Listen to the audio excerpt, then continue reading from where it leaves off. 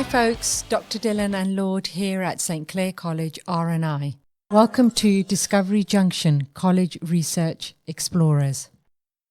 Hi everybody, we have Emily here today and we're really fortunate she's our special guest, and over to you, Emily. Do you want to share a little bit about yourself? Hi, my name is Emily. I'm a student at the University of Windsor. I'm going into my 5th year of the concurrent science education program. So that is a combined program of a science undergrad and a bachelor's of education. So my teachables are biology and chemistry, which I really love, both subjects. And I'm really excited to be on the podcast today. Thank you for having me. Yeah, great, Emily. And did you want to talk a little bit about how you've intersected with researchers? So what brings you to St. Clair College? So last year I got an email sent out from the Faculty of Education, and it was the job posting for the pilot program of this STEM camp that was done last year.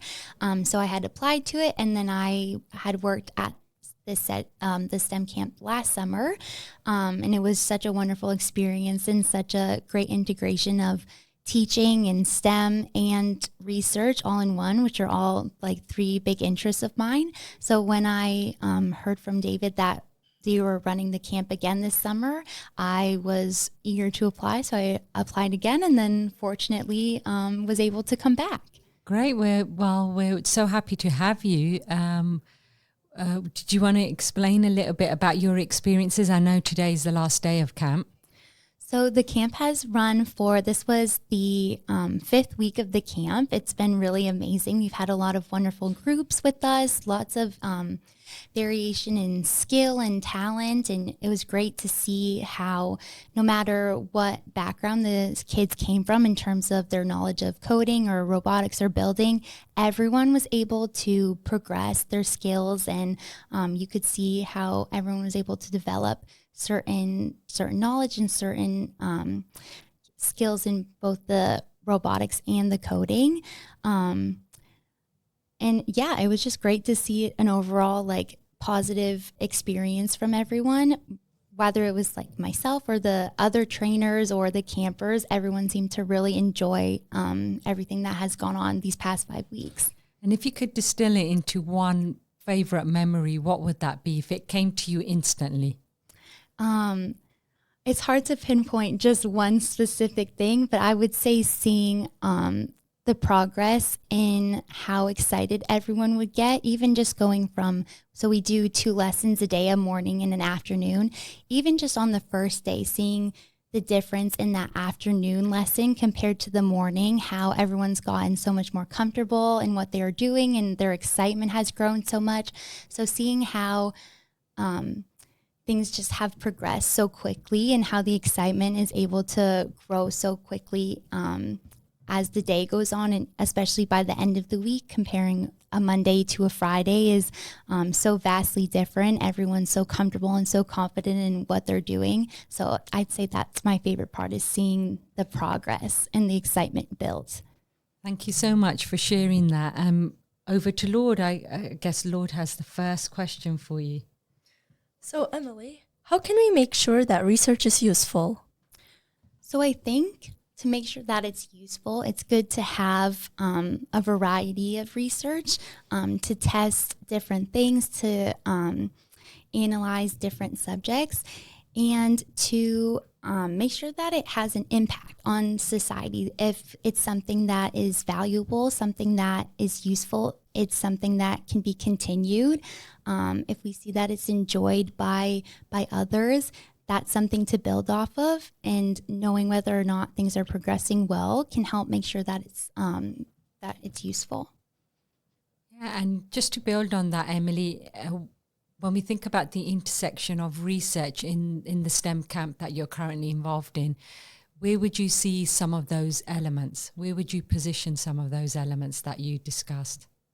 Sorry, can you repeat? Yes. Yeah. So when we think about the question, how can we make sure research is useful in the context of the actual camp itself, is there any intersections or any thoughts that you have about research within that context of the STEM classes? Okay, so I'd say that like getting opinions from the students, whether or not they've enjoyed the camp, what are some of their favorite things, what are some things that they've disliked, can allow us to like build and grow. If it is something that's done in the future, again, you can take the aspects that were good and build on that.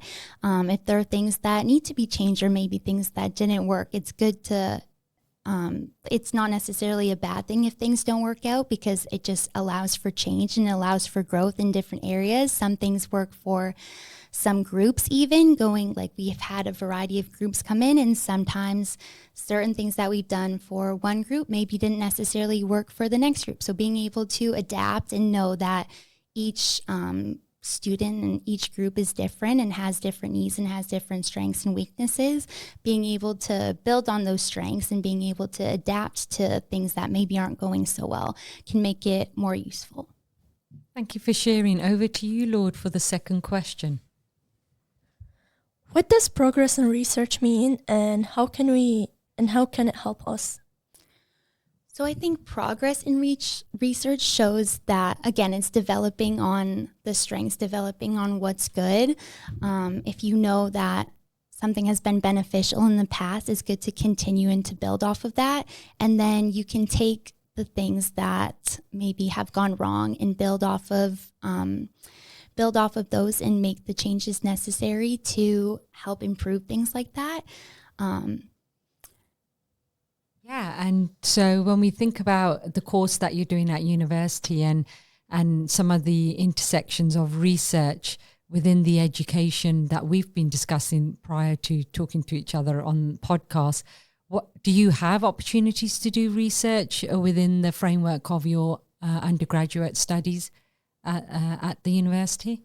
So directly research is, or doing things directly through research is not something that I've been a part of in my university career. It's more so something new that I've gotten to experience and enjoy from working here in the past summer and in the fall and this summer. Indirectly, I guess taking feedback from students that I've taught before has allowed me to develop and improve on my skills. So asking what types of lessons work for students, what they enjoy, what are their preferred ways of learning, so everyone learns differently. So I'd say that's kind of indirectly. It's not necessarily specific research. I guess it's more so personal research that I would take on like as a teacher in order to improve on my skills. But there are positions, I'm sure, at the university that deal with that more directly and specifically in terms of like statistics and data and things like that. Just not something that I've been a part of in my schooling. And that's really interesting when we think about, and often as a team, we talk about little r and big R research and some of the exposure to research as we embed it into our practices, not just as a research department, but also doing research projects which intersect with learning. And I think you've kind of talked a little bit about that, Emily, and this idea of how do we define research? So how would you define research? I'd say that it's something that focuses on, I feel quite repetitive in everything I'm saying, but the strengths and weaknesses, going back to that, you're finding out what works, and it doesn't necessarily, it can be messy, it can be all over the place. It's not something that's necessarily a set or defined thing. And in the chaos and in the mess, you learn what works and you learn what doesn't work. And I think it's it's building on the things that do, the things that do work. So if I can summarize that, there's a sense of creativity in grassroots research where we're connecting and responding in a way that is relevant to the community or to the children in front of us, and then taking that at a micro level and looking at trends in many different circumstances. For example, I believe that you've gone through how many groups now?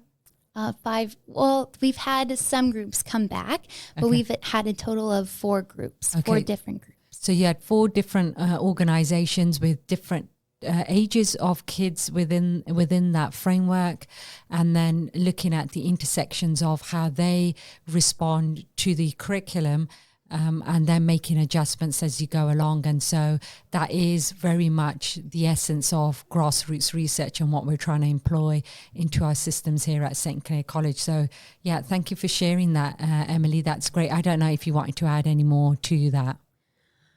Yeah, I'd agree. I think that knowing who you're teaching, so something that's we did to prepare like the trainers in our training week before the groups came, was to learn more about them and to learn kind of the background and the history about the different groups and what they're all about and what skills they're coming with already, what skills they may be lacking, and just having an awareness of who we will be teaching and who we will be working with really helped us prepare and get in a mindset of how to approach teaching the different groups. And I think that was really helpful. And it was a positive in our training was to be aware of who we will be with, because like we've been saying, they were all very different. And so everyone needs their own different approach, and no week looked the same. Like even when we had some groups return to us, we were always trying new things. And this final week that we have right now, we have the group that was with us for the first 2 weeks, and it's still very different from when they were here the first 2 weeks, because we were able to learn from the other groups who were with us, learn how to adapt the lessons, adapt the different challenges that we gave the kids based off of things that worked when we had some groups, things that worked when we had others. And yeah, being able to adapt and change really, and know your audience, know who you're teaching is really helpful. Okay, great. Over to you, Lord, for the final question. How does research help us understand the world better?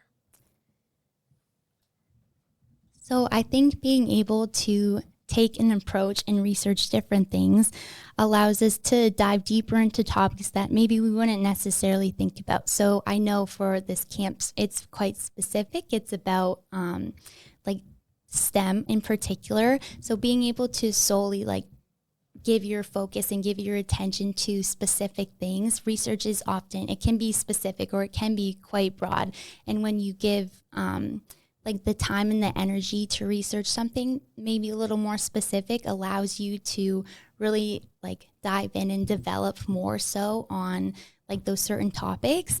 And being able to just grow information on something specific that maybe not everyone's thinking about. It opens up conversations of things that maybe the public, if it's later shared with them, they wouldn't have thought about before. And then that may inspire other people who can build off of the research that has been done to do other research. And then it's just a lovely like continual growth of new ideas and creativity. And it can like foster a lot of different ideas and a larger imagination on things. And talking about growth, where do you see yourself next year? So I know you joined us last year for camp, and you're with us, and we're so grateful for that for this year. Where do you see yourself next year, and how do you think you will take the lessons learned from here to employ them not only into your studies, but your future practice as an educator? I think that this camp and having the experience to have worked here both last summer and in the fall and this summer has been just like so amazing in terms of my own personal development and as a teacher, 100%. There's so much growth that I've learned. I know I've talked about a lot of growth with like the students, but as a teacher, you always have to be learning and you always have to be improving yourself as well so that you can be the best version of yourself for the students that you teach. And there are things that I couldn't have ever imagined myself learning. In the past, I had no experience with coding or robotics coming in last summer. And so that within itself, even though it wasn't anything like insanely complex, was such a useful new skill to have. I know that robotics has been added to curriculum in specifically, I know grade 7 and grade 9, because that's what we worked with within the fall. And that's what the camp kind of focuses on, is the grade 7 and grade 9 STEM curriculum. So being able to have even just this small bit of background from the camp that I've learned, in terms of the robotics that I've learned from this camp has or will be able to help me so much in teaching, because it wouldn't have been something that I would have known about. Being able to work with the different groups is also such a great experience, because it's helped me see and help me work with such a diverse group of students from all different backgrounds. And again, it's always important to know the kind of students that you are teaching. And so just having that experience will help me be a better teacher. Great. And as we close out this podcast, is there any kind of last thoughts that you would like to share with us? Just how amazing the camp has been. I know I've already talked about it, but hearing feedback from not only the campers, from the trainers, from the organizers, from the organizations who have come to us, I know that it has been very impactful to honestly everyone, I think, who's been a part of it. And yeah, I've heard nothing but good things, and I think that it was what has been done through the camp is really important, and I hope to see it continue and to grow even more. Thank you so much. Thank you. Join us again next time.